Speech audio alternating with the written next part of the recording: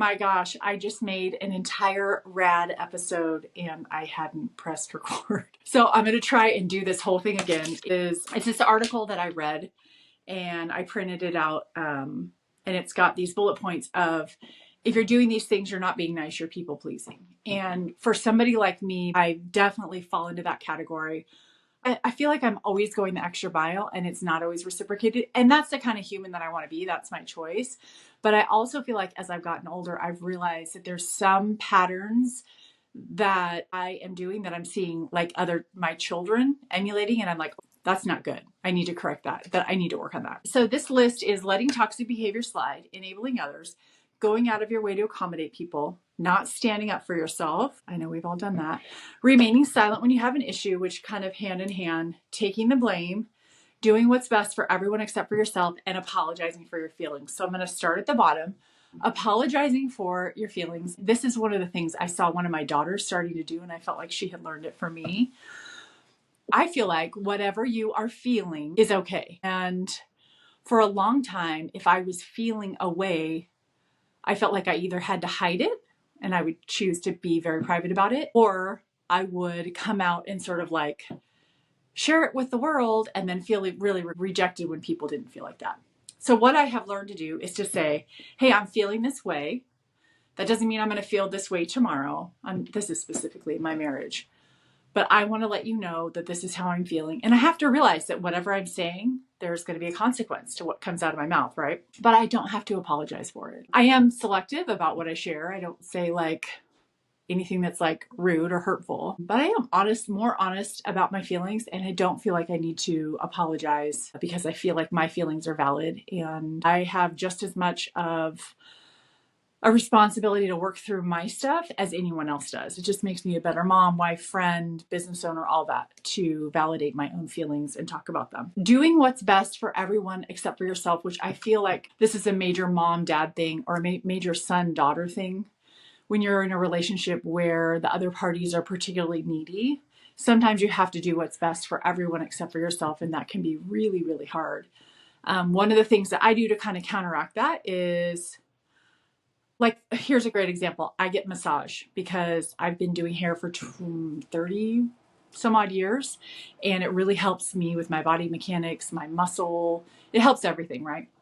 But I get made fun of a little bit because people treat it like it's a luxury, going to get a massage, when really it is kind of medicinal as well for me, and it helps me be a better version of myself, which helps everyone else in the house, right?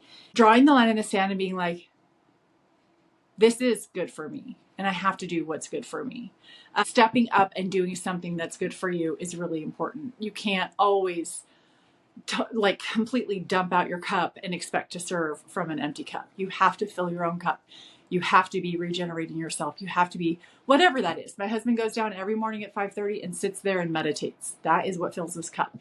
He journals. I journal. There's a bazillion things that we do during the day to refill ourselves so that we're not these empty versions of ourselves that are just not functioning. We want to be high functioning. Remaining silent when you have an issue. And I think it goes with not standing up for yourself. Recently had somebody make a comment about me to somebody else, and I was within earshot. And I was kind of flabbergasted, and I did not stand up for myself. I was just like, oh. Okay. And then I went on with my day. And then later on my day, my husband was asking about it, and I started telling him the story, and my daughters were listening, and they were like, what? I can't believe that person said that. And I was like, I can't believe I didn't stand up for myself. But I always have these non-angry, really well thought out, snappy comebacks 12 hours later. I just couldn't even think of what to say. And that happens to me all the time. I don't always know exactly what the best way to handle something is. Sometimes if I'm getting either from an employee or from a friend in need or whatever, or something that's an upset, and it's on a text, I'll actually be like, take a beat. Think about how you want to respond. Sometimes one of the kids will piss me off and I'll be like, want to send them this whole 2-paragraph thing about how I'm so frustrated with them. But I'm like, no, calm down. What's going to cause the best outcome in this situation? Being able to not stay silent necessarily, but be constructive with whatever your response is to a situation is a huge skill. And I'm still super duper working on it. Enabling others. Yes, I do it. I have done it. I did it in my marriage. I did it in my first marriage. I've done it with all 5 of my children. Yeah. It's hard not to, especially in that mom role, because there's this part of you that turns into this martyr that's like, oh, no one can do it except for me, which is not true. It won't get done right if I don't do it.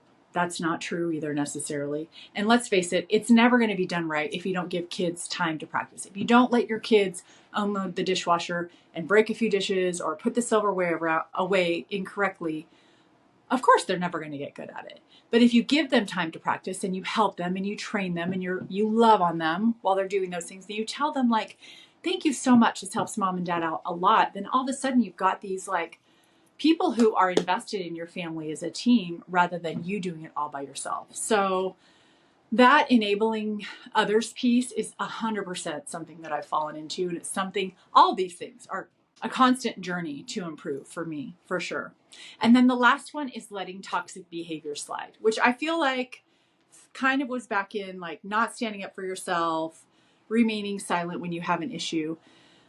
Sometimes it's easier to let toxic behavior slide. You don't want to go up against someone who's got this like super strong personality and they always think they're right. And it can be difficult to always feel like you have that battle. And if you're in a situation like that, whether it's at work, whether it's at home, whether with family or friends, it can be hard. But I'll tell you what, if you're always letting toxic behavior slide, that resentment builds up inside of you.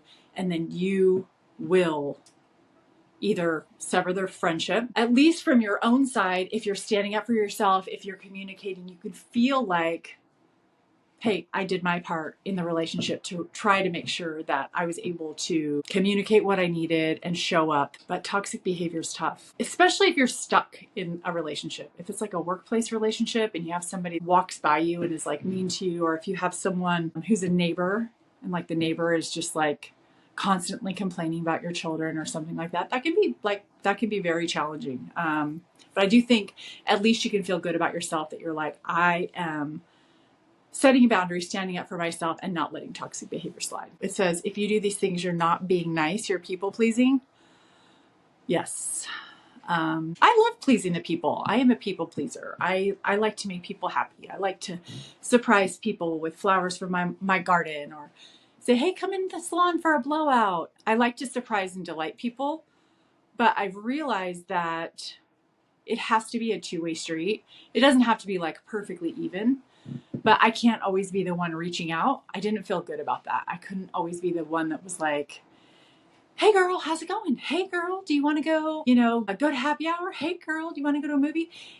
If it's not somebody who's reaching out back, that felt like more like I was trying to please that person, but there was no pleasure coming back. I've been talking about this course that I want to do and this course that I'm working on about finding friends as we age and how our friendship circles change, evolve, and grow. And I think that there is this challenge in finding compatible, fun, unique relationships that lift you up as our lives change. Maybe we move. Maybe it's a geographical thing.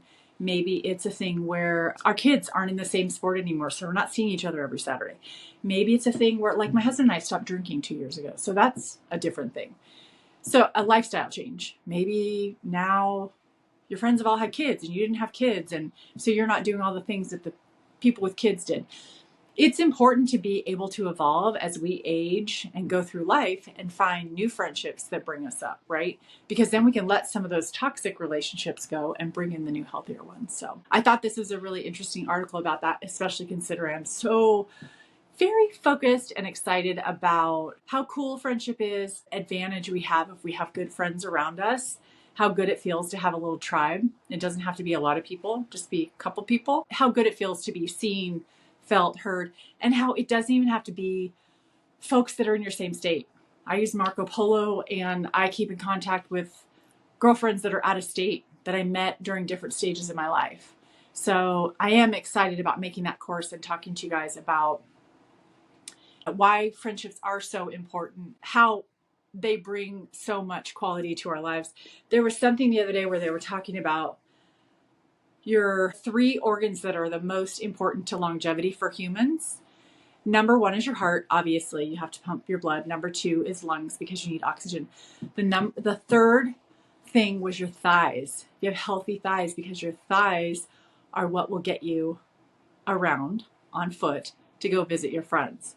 So they were talking about how historically for humans, seeing friends, doing activities with people who know, like, love, support you, who know your story, how important that is. So anyway, I'm excited about friendship.